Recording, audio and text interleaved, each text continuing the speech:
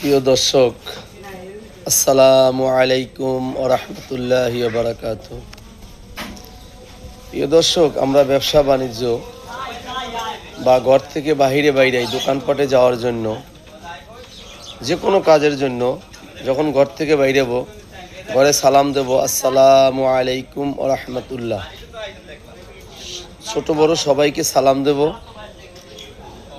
আর বাইরাবার সময় বিসমিল্লাহে তাওয়াক্কালতু আলাল্লাহ এই কথা বইলা বাহির হব। আয়াতুল কুরসি পড়ব, আরও অন্য অন্য দোয়া পড়ব। আয়াতুল কুরসি পড়তে পড়তে বাহির হব। তো আল্লাহ সুবহানাহু ওয়া তাআলা আপনাকে আমাকে হেফাজতে রাখবেন। আপনি যখন দূরে যাতায়াত করবেন, দূরে কোথাও যাবেন, যেখান থেকে ঘর থেকে বাইরিলেন, আল্লাহ সুবহানাহু ওয়া তাআলা আপনাকে ঘরে আবার নিয়ে আসবেন। আর আমরা আরেকটা জিনিস খেয়াল করব, রাস্তার ডাইন সাইড থেকে হাঁটবো। ডাইন সাইড থেকে হাঁটা সুন্নাত। আর ডাইন সাইড দিয়ে হাঁটলে গাড়ির অ্যাক্সিডেন্ট থেকে আল্লাহ তাআলা বাঁচাই দেবেন, কারণ বাম সাইড থেকে গাড়ি আসে। আমি যদি বামে দিয়ে হাঁটি, তাহলে পিছন থেকে যে গাড়ি আসতেছে, তো এটা তো আমি দেখতে পারতেছি না, আমার গায়ের উপরে উঠেই দিতে পারে। তো এই জন্য আমি যদি ডাইন সাইড থেকে হাঁটি, তাহলে আমার সামনে গাড়ি আসলেও আমিও দেখতে পারতেছি, আমিও ছেপে যেতে পারতেছি। এই জন্য রাস্তার ডাইন সাইড দিয়ে হাঁটবো, এবং রাস্তার ডাইন সাইড দিয়ে হাঁটা সুন্নাত। রাস্তায় যদি কোনো কষ্টদায়ক জিনিস থাকে, এটাকে সরাই ফেলা।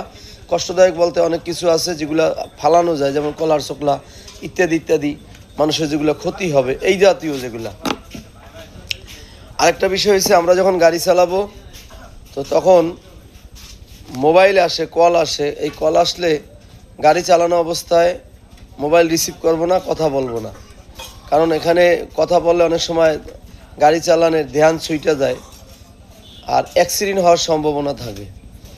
এই জন্য আমরা এই গাড়ি চালানো অবস্থায় মোবাইলটা চালাবো না, এটা সতর্ক থাকবো ইনশাআল্লাহ।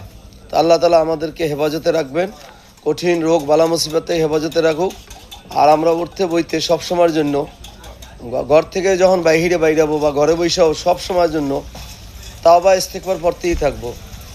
যারা পুরা তাওবা পড়তে পারি পুরা তাওবা পড়বো, না পারলে আস্তাগফিরুল্লাহ, ইন্নাল্লাহা গফুরুর রহিম, এতটুকু পড়তে পারি। আবার দুরূদ শরীফ পড়তে পারি, সূরা সাল্লাল্লাহু আলাইহি ওয়াসাল্লাম, সাল্লাল্লাহু আলাইহি ওয়াসাল্লাম। জবানকে খালি রাখবো না, দিলকে খালি না রাখে এই আমলগুলো যদি করতে থাকি, আল্লাহ সুবহানাহু ওয়া তাআলা আপনাকে আমাকে সবাইকে হেফাজত করুক। আল্লাহ হাফেজ, ভালো থাকবেন।